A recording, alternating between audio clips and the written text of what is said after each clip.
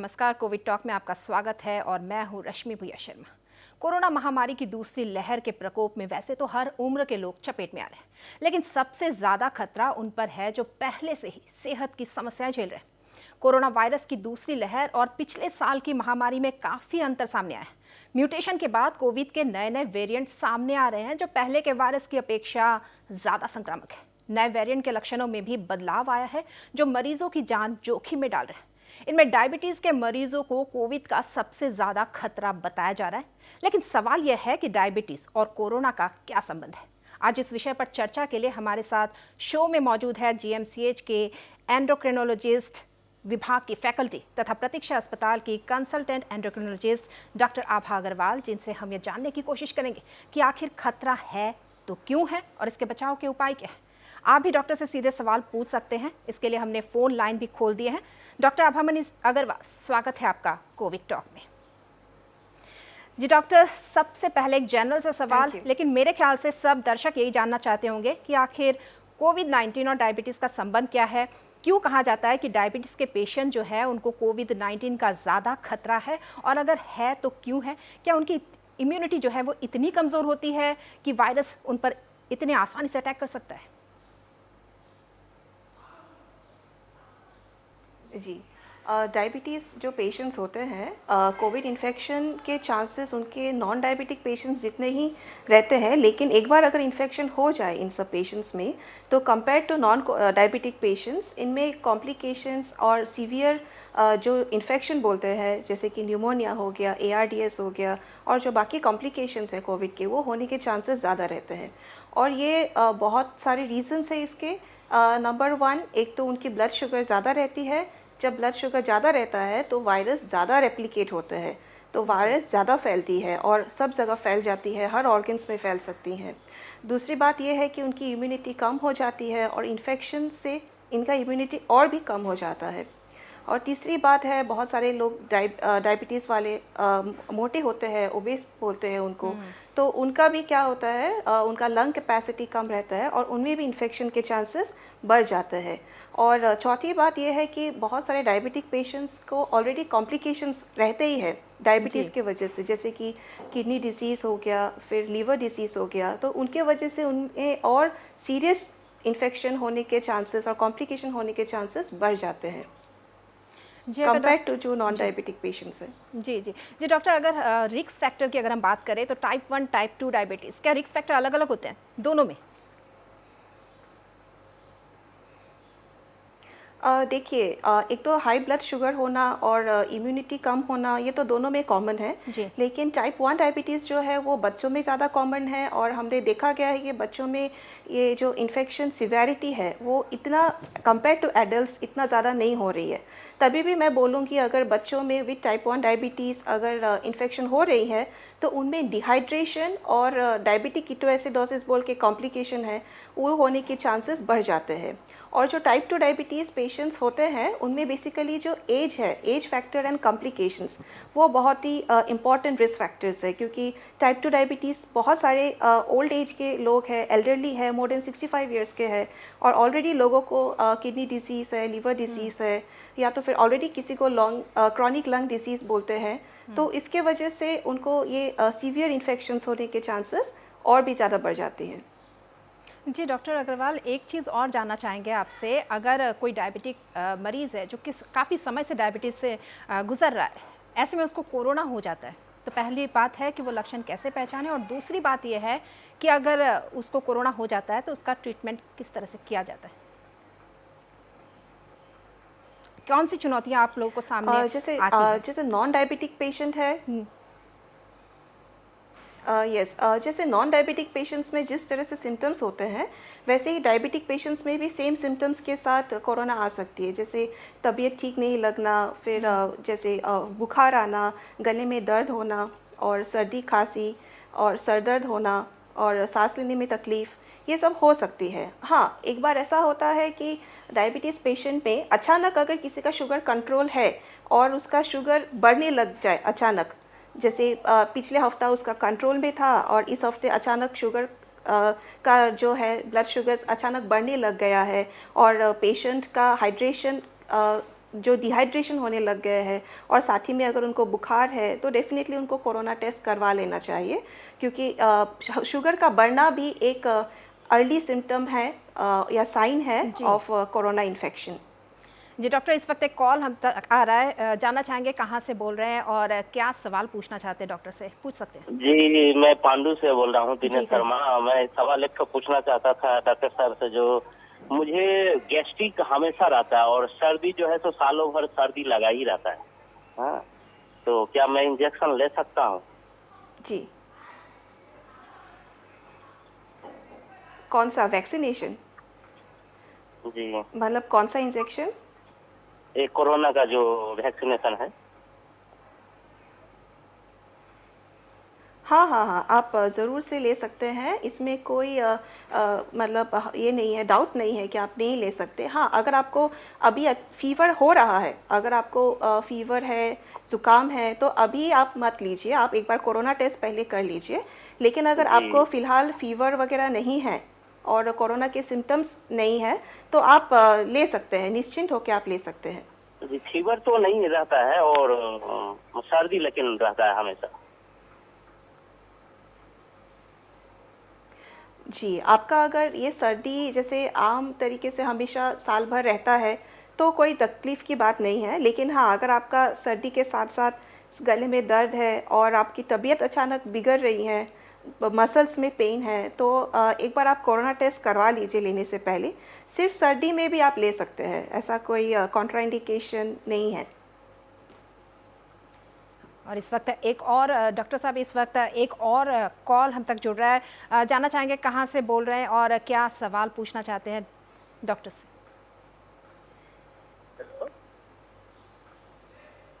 जी, सवाल पूछिए अपना। यस? हेलो। हाँ हाँ, आवाज़ आ रही है, बोलिए। हाँ, अच्छा, मैं गुवाहाटी से बोल रहा हूँ। हाँ, हाँ, हाँ, मैं बोलिए। गुवाहाटी से पूछूं? हाँ पूछिए, हेलो। आप डॉक्टर से क्या पूछना चाहते हैं। हाँ, जी, अच्छा, जी। मैं फर्स्ट डोज ले लिया था, हम्म। लेकिन मेरा जब फर्स्ट डोज लिया था उस वक्त मेरा रिएक्शन हो गया था। पूरा हाउल बॉडी हमारा बर्निंग हो गया था, चेस्ट पेन हुआ था। जी। करीबन 2-2.5 घंटा में बैठने पड़ा हॉस्पिटल में। हमारा थोड़ा न्यूरो प्रॉब्लम है और डायबिटीज है। प्लस हमारा स्किन वाइट हो गया सब, इसलिए सेकेंड डोज अभी लिया नहीं हम दर्द से। क्या कर, 2 महीना हो गया। जी। जी, देखिए आपका जो रिएक्शन है वो वायरस जो वैक्सीन है उसके वजह से हुआ है या कोई और वजह है, वो एक बार डॉक्टर से आपको सलाह लेनी पड़ेगी, क्योंकि थोड़ा बर्निंग सेंसेशन होना हम लोग ये वैक्सीन के वजह से ही हुआ है ऐसा हम नहीं सोचते, क्योंकि डायबिटीज़ में भी हाथ पैर झिनझिनाना या बर्निंग सेंसेशन होना तो ये आम कॉमन है। तो एक बार आप अपने डॉक्टर से सलाह ले लीजिए या कोई भी मेडिसिन के डॉक्टर से आप एक बार सलाह ले लीजिए। और वैक्सीनेशन तो आज क्या है, सेकेंड डोज 3 मंथ्स के बाद ही देते हैं, तो अभी आपके पास 1 महीना और है। तो एक बार आप जो सेकेंड डोज लेंगे 3 महीने के बाद, उसके पहले आप एक बार डॉक्टर से कंसल्ट कर ले, वो मेरी सलाह रहेगी। हाँ जी डॉक्टर, अब हम आपसे एक सवाल और जानना चाहेंगे कि अगर लॉन्ग कोविड से गुजरता है कोई डायबिटीज़ मरीज़, बहुत दिन जी। तक कोरोना में होता है, उसके बाद उसमें कितने गंभीर कॉम्प्लिकेशंस आ सकते हैं, और कोविड के दौरान या पोस्ट कोविड के दौरान। जी, जैसे आपने मुझे पूछा था कि डायबिटीज़ पेशेंट को अगर कोविड हो जाए तो जी। क्या मैनेजमेंट रहेंगी। तो diabetes patient just like non diabetic patients, उनका मैनेजमेंट ऑलमोस्ट सेम रहता है। जैसे हम लोग कैटेगराइज करते हैं mild, moderate and severe infection, और उसी के हिसाब से उनको ट्रीटमेंट या जो भी मेडिसिन है वो दिया जाता है। इसके अलावा ब्लड शुगर कंट्रोल करना और उनके कॉम्प्लिकेशंस जो भी है, किडनी हो गया, लीवर हो गया, लंग हो गया, वो सब का मॉनिटरिंग करना बहुत ही इम्पॉर्टेंट है। और जैसे डायबिटीज़ शुगर कंट्रोल इम्पॉर्टेंट है। बहुत बार ऐसा हुआ है कि उनको डायबिटीज़ के टैबलेट्स खा रहे थे लेकिन उनको इंसुलिन में डालना पड़ा, क्योंकि शुगर अचानक बहुत बढ़ने लगती है इन्फेक्शंस के बाद। सो एक बार अगर पेशेंट्स ठीक हो जाए, कोविड नेगेटिव हो जाए सपोज़ एक पेशेंट, और वो घर आ जाए, लेकिन तभी भी बहुत सारे प्रॉब्लम्स हो सकते हैं पेशेंट्स को, जैसे शुगर का बढ़ जाना। इन्फेक्शंस के बाद भी लोगों को ऐसा है कि शुगर्स बहुत बढ़ा हुआ रहता है, इंसुलिन की जो रिक्वायरमेंट है या इंसुलिन लेने की जो ज़रूरत है वो बहुत दिन तक रहती है। पेशेंट्स का क्या होता है, उनको रेस्ट में लेना है, डॉक्टर जैसे दवाई देते हैं वो प्रॉपरली लेना है। जी क्योंकि डॉक्टर क्या अग्रवाल, होता है इस वक्त एक और डायबिटिक कॉलर पेशेंट्स हमसे में जुड़ रहे हैं, पहले हम स्पेशली सुन लेते हैं वो कॉम्प्लिकेशंस। क्या कह रहे हैं, क्या पूछ रहे हैं। जी कहिए, कहाँ से कह रहे हैं और क्या सवाल है आपका। हेलो। हाँ जी पूछिए, क्या पूछना चाहते हैं डॉक्टर से। अरे Yes. मैम, हमारा तो डायबिटीज बहुत ज्यादा है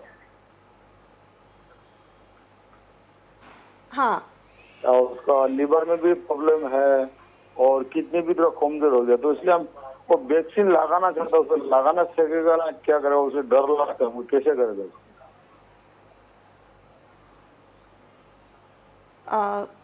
फिर से आप बताएंगे, आप पूछेंगे, क्या आप पूछ रहे थे? अपना सवाल फिर से दोहराइए।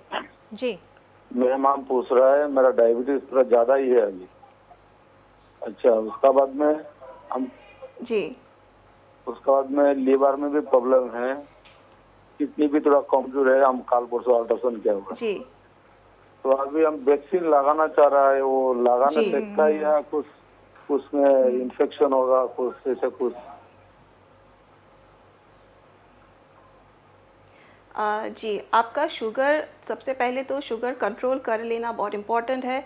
तो वैक्सीन आप लगा सकते हैं, लेकिन आप अगर पहले शुगर कंट्रोल कर लेंगे तो आपके लिए ज़्यादा अच्छा रहेगा, क्योंकि वैक्सीन के बाद भी बुखार हो रहा है और आप शुगर कंट्रोल करना तो ऐसे भी बहुत ज़रूरी है। तो अगर आपका शुगर कंट्रोल नहीं रहेगा तो आपका जो वैक्सीन लेने के बाद जो इम्यून रिस्पॉन्स है, जो हमारे बॉडी में एक ताकत आ जाती है बीमारी से लड़ने की, वो प्रॉपर इम्यूनिटी आपका डेवलप नहीं होगा। मतलब वैक्सीन लेने के बावजूद आपका प्रॉपर इम्यूनिटी डेवलप नहीं होगा। इसलिए आप पहले अपने शुगर अच्छे से कंट्रोल कर लीजिए और आप वैक्सीन्स, डेफिनेटली आपको वैक्सीन्स तो लेना ही है।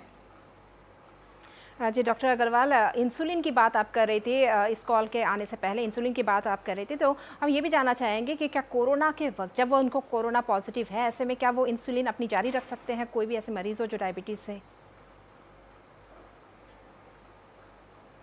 यस, कोरोना इन्फेक्शंस, इनफैक्ट बहुत बार ऐसा है कि मॉडरेट टू सीवियर इन्फेक्शंस अगर हो गए पेशेंट्स को, तो हम लोग इंसुलिन ही स्टार्ट करते हैं। तो इंसुलिन बेस्ट है अगर ब्लड शुगर कंट्रोल करने के लिए कोरोना पेशेंट्स में। अगर माइल्ड सिम्टम्स है तभी हम लोग जैसे टैबलेट्स वगैरह कंटिन्यू रखते हैं। मॉडरेट में भी क्या है, एक डोज ऑफ इंसुलिन दे के फिर बाकी टैबलेट्स कंटिन्यू रखते हैं। सीवियर डिजीज़ में तो चारों टाइम हमको इंसुलिन देना पड़ता है, क्योंकि अचानक शुगर कोरोना इन्फेक्शन के वजह से और बहुत सारे फैक्ट्स है डायबिटीज़ में जिसके वजह से अचानक शुगर बहुत बढ़ने लगते हैं एक बार अगर पेशेंट को कोविड इन्फेक्शन हो जाए तो। जी डॉक्टर अग्रवाल, इस वक्त एक और कॉल हमसे जुड़ रहा है, जानना चाहेंगे कहाँ से बोल रहे हैं और क्या सवाल पूछना चाहते हैं आप डॉक्टर से। हेलो। हाँ जी पूछिए अपना सवाल, कहाँ से कह रहे हैं और क्या सवाल है हाँ आपका। जी, मैं यस, मैं बोलिए। गुवाहाटी से बोल रहा हूँ, संतलाल मिंदा बोल रहा हूँ। जी कहिए। जी मैम, मेरा वाइफ जो है डायबिटिक पेशेंट है, उनको थोड़ा थायराइड का भी प्रॉब्लम है। जी कहिए, आगे कहिए। जी हाँ, तो उसको फर्स्ट डोज जो है 19 अप्रैल को दिया गया था कोविशील्ड। तो हाँ। तो सेकेंड डोज क्या 3 महीने के पहले भी दे सकते हैं क्या मैम? मेरे को लगता है थोड़ा इन्फेक्शन उनको ज्यादा पकड़ने का चांसेस है, इस बोल के थोड़ा और श्योर हो जाए, तो 3 महीने के पहले भी दे सकते हैं क्या मैम? नहीं, अभी तो गवर्नमेंट ने ये फिक्स किया है और जो बाकी स्टडीज़ भी आ रहे हैं जो रिसर्च के हिसाब से बोल रहे हैं कि 3 महीना लेने से आपका इम्यूनिटी ज़्यादा अच्छे तरीके से बन पाएगी। तो 2 डोज लेना है, 3 महीने का गैप में लेना है। और ऐसा बिल्कुल नहीं है कि आप जल्दी लेंगे तो आपके एंटीबॉडीज़ ज़्यादा बनेंगे या 3 महीना बाद लेंगे तो आपके एंटीबॉडीज़ कम बनेंगे, ऐसा बिल्कुल नहीं है। हाँ, क्योंकि आपकी वाइफ डायबिटिक है तो आपको जो जितने भी प्रिकॉशंस है वो लेते रहना है। उनको जैसे प्रॉपर मास्क पहनना है, उनको हैंड वॉशिंग, जैसे हाथ धोना 20 मिनट 20 सेकंड तक, फिर दूरियां बनाए रखना 6 फीट की दूसरों से, क्राउडेड एरिया में नहीं जाना, तो वो सब वो कर सकते हैं। तो उसमें और जब आप नेक्स्ट टाइम वैक्सीन्स देंगे तो डायबिटिक पेशेंट्स में कोविड के अलावा भी और वैक्सीन्स होते हैं, जैसे न्यूमोकोकल वैक्सीन और इन्फ्लुएंजा वैक्सीन्स। तो अपने डॉक्टर से कांटेक्ट करके सलाह लेके ये वैक्सीन्स भी उनको दिला दें along with Covid vaccine. Doctor Agrawal, मैं ये जानना चाहूँगी, कई बार जब हमारा शुगर लेवल बढ़ता है तो कहते हैं, डॉक्टर भी ऐसे सलाह देते हैं कि हमें वॉक करना चाहिए, लेकिन जो इस तरह का पेंडेमिक सिचुएशन है, महामारी का दौर है, लोग बाहर जाने से कतरा रहे हैं, घर पे रह रहे हैं, वर्क फ्रॉम होम की भी ऑप्शन है, ऐसे में क्या करें कि शुगर लेवल कंट्रोल कर सकें? जी, सबसे इम्पॉर्टेंट शुगर लेवल कंट्रोल करने की एक तो lifestyle, diet and exercise.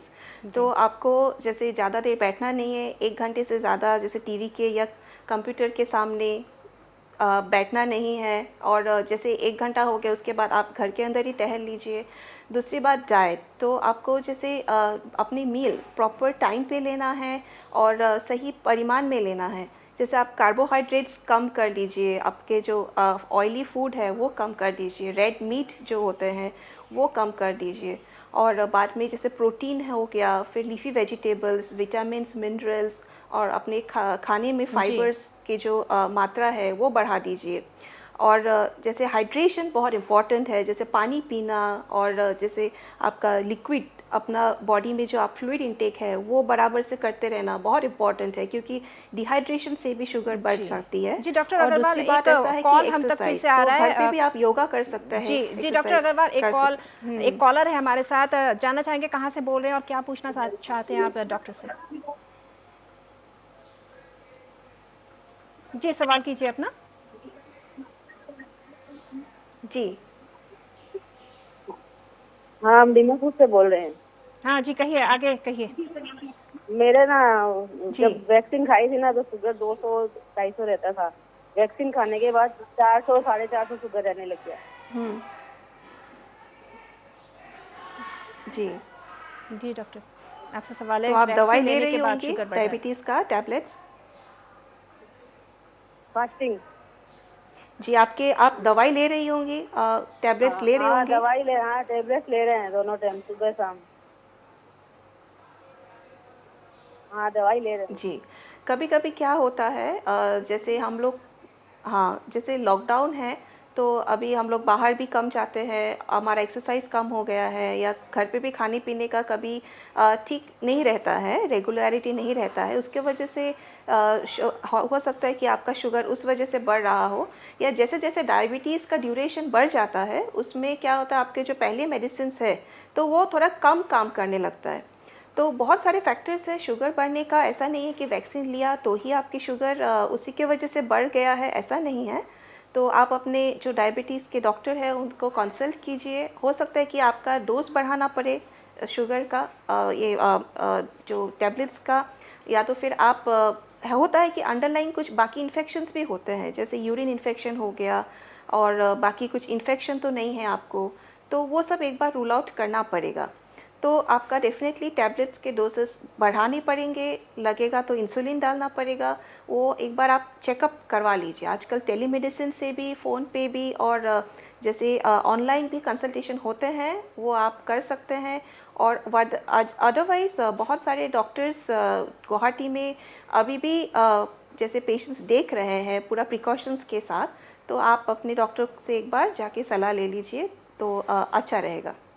Ji doctor Agarwal, चर्चा हम जारी रखेंगे, लेकिन फिलहाल एक ब्रेक ले लेते हैं।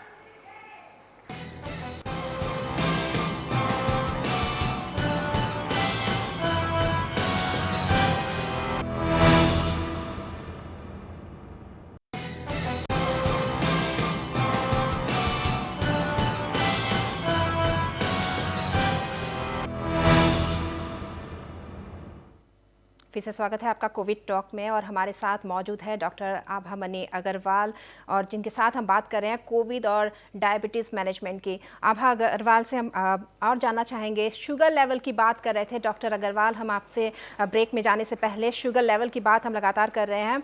जानना चाहेंगे कि कोविड से रिकवर हो गए उसके बाद क्या हमें शुगर लेवल चेक करते रहना चाहिए, क्योंकि ऐसे केसेस हम देख रहे हैं कि पहले नॉन डायबिटिक था लेकिन उसके बाद कोरोना हुआ और उसके बाद उसकी शुगर लेवल बढ़ रही है, ऐसे मरीज को आप क्या सलाह देंगी? यस, कोविड होने के बाद शुगर लेवल्स बहुत टाइम तक बढ़ रह सकती है, क्योंकि क्या होता है, कोविड इन्फेक्शन जो है, कोविड वायरस जो है, हमारे जो पैनक्रियास है बोलते हैं कि वहाँ पे भी इफ़ेक्ट करता है और हमारा इंसुलिन सिक्रीशन कम कर देते हैं। तो इसीलिए शुगर्स क्या है, बहुत दिन तक हाई रह सकता है। तो रेगुलरली पेशेंट घर जाएंगे तभी भी मॉनिटर करते रहना है, हर 3-4 दिन में मॉनिटर करना है। जो पेशेंट्स 4 टाइम इंसुलिन पे है या 2 टाइम इंसुलिन पे है, इनफैक्ट मैं बोलूँगी कि एटलीस्ट कुछ हफ्तों तक वो रेगुलरली एंड डेली 3-4 बार शुगर चेक करें और अपने डॉक्टर से सलाह लें। और ऐसा है कि जो नॉन डायबिटिक थे पहले, कोविड के पहले, एक बार कोविड इन्फेक्शन के बाद उन सब पेशेंट्स में भी क्या है, शुगर बढ़ने लगे हैं। तो वो बहुत बार बोलते हैं कि मैं तो नॉन डायबिटिक नहीं था, कोविड हो गया तो मैं डायबिटीज़ हो गया। तो ऐसा बहुत बार देखा गया है, स्पेशली जो मोटे लोग होते हैं, ओबेस लोग होते हैं। तो डेफिनेटली आपको जब भी आप घर जाएंगे, एक बार घर पे भी जाने डिस्चार्ज के बाद भी आपको अपना फास्टिंग शुगर और खाने के बाद का जो पीपी शुगर है और HbA1c वो चेक करना बहुत ज़रूरी है। और वो और आपका शुगर, जैसे हम लोग बोलते हैं कि 140 to 180, जैसे खाने के पहले 140 मिलीग्राम पर DL होने से आपका शुगर कंट्रोल माना जाता है, और अगर खाने के बाद या जो रैंडम शुगर अराउंड 180 मिलीग्राम पर DL अगर है तो उसको कंट्रोल माना जाता है। अगर आपका शुगर 200 से ज़्यादा है, मतलब आप समझ लीजिए आपका शुगर कंट्रोल में नहीं है, और आप तुरंत डॉक्टर को सलाह लीजिए, रेगुलरली मॉनिटर कीजिए। हो सकता है कि दवाई में थोड़ा डोज बढ़ाना पड़े, इंसुलिन का डोज बढ़ाना पड़े, और ये लंबी समय तक कभी कभी शुगर्स बढ़ा हुआ रह सकता है कोविड निगेटिव हो जाने के बावजूद भी। जी डॉक्टर अग्रवाल, अगर हम दूसरी लहर की बात करें, एक भयानक चीज़ हम देख रहे हैं, जो डायबिटीज़ पेशेंट है कोविड से रिकवर हो गए, उसके बाद ब्लैक फंगस की भी समस्या आ रही है, ऐसा क्यों हो रहा है? जैसे मैंने बोला है कि डायबिटिक पेशेंट्स, एक बार उनको कोविड हो जाता है तो उनके कॉम्प्लिकेशन के चांसेस बढ़ जाते हैं, क्योंकि उनका इम्यूनिटी कम रहता है। और डायबिटीज़ पेशेंट्स को अगर स्टेरॉइड्स दे दे तो जो कि स्टेरॉइड एक इम्पॉर्टेंट ट्रीटमेंट है कोविड इन्फेक्शन का, कोविड न्यूमोनिया का, उसके बाद क्या होता है, बॉडी की इम्यूनिटी इतनी कम हो जाती है कि जो फंगस है वो इन्फेक्शन हो जाता है। ब्लैक फंगस एक्चुअली वो म्यूकोरमाइकोसिस बोलते हैं। तो ये कॉम्प्लिकेशन होने के चांसेस बहुत ज़्यादा है। और क्या है, बाकी येलो फंगस भी बोल रहे हैं, वाइट फंगस भी बोल रहे हैं। बेसिकली क्या होता है, रेगुलर जो नॉर्मल नॉन डायबिटिक पेशेंट्स है उनमें ये सब चांसेस थोड़ा कम रहता है, लेकिन अगर कोई डायबिटिक है तो कोई कैंसर ट्रीटमेंट ले रहे हैं और उनको स्टेरॉइड्स दिया जा रहा है, जो इम्यूनोसप्रेशन मेडिसिन दिया जा रहा है, जो लंबे समय तक ऑक्सीजन ले रहे हैं या जो वेंटिलेटर पे रह चुके हैं, लंबे समय तक ICU में रह रहे हैं, तो इनको ये फंगल इन्फेक्शन होने के चांसेस बहुत ज़्यादा हो गए हैं। हाँ जी डॉक्टर अग्रवाल, जिस तरह आप बता रही हैं, जो लंबे समय अगर तक आपको सपोज किसी को ICU में रह रहे हैं, जिसके बाद इस तरह के मामले सामने आ रहे हैं, तो किस तरह की सावधानी उन्हें बरतने की ज़रूरत है? क्योंकि कोविड से वो उबर गए हैं, लेकिन इस तरह का खतरा एक मंडरा रहा है उनके सर पर, किस तरह से उन्हें सावधानी बरतनी चाहिए? कुछ खास सलाह इसके लिए? जी, सबसे इम्पॉर्टेंट तो अपने शुगर कंट्रोल में रखना ही होगा। और उसके बाद जैसे हम लोग स्टेरॉइड्स का डोज पिछले वेव में लंबे समय तक हम यूज़ कर रहे थे, लेकिन इस बार क्या है, इस कॉम्प्लिकेशंस के वजह से डॉक्टर्स भी काफ़ी सावधान हो गए हैं और स्टेरॉइड्स बहुत लंबे समय तक हम लोग नहीं यूज़ कर रहे हैं पेशेंट्स में। और जो हम लोग ऑक्सीजन लगाते हैं पेशेंट्स, बहुत सारे पेशेंट्स घर पे भी गए हैं और घर पे भी ऑक्सीजन ले रहे हैं आफ्टर डिस्चार्ज। सो इन सब पेशेंट्स में क्या मैं यही बोलूँगी कि जो सर्टिफाइड ऑक्सीजन सिलेंडर्स है वही यूज़ करें, साफ़ सुथरा मास्क यूज़ करें, और जो ह्यूमिडिफायर यूज़ करते हैं जैसे ऑक्सीजन लेने के टाइम, तो उसमें स्टेराइल वाटर ही डालें। ऐसा कोई फिल्टर वाटर हो गया या टैप वाटर हो गया वो ना डालें। और जैसे नोज़, आपका नाक का, ये सब का हाइजीन, हैंड फेस को टच करने से पहले प्रॉपरली हैंड वॉश करना, ये सब बहुत ही इम्पोर्टेंट है। और प्रॉपर मॉनिटरिंग और मतलब प्रॉपर सावधानी।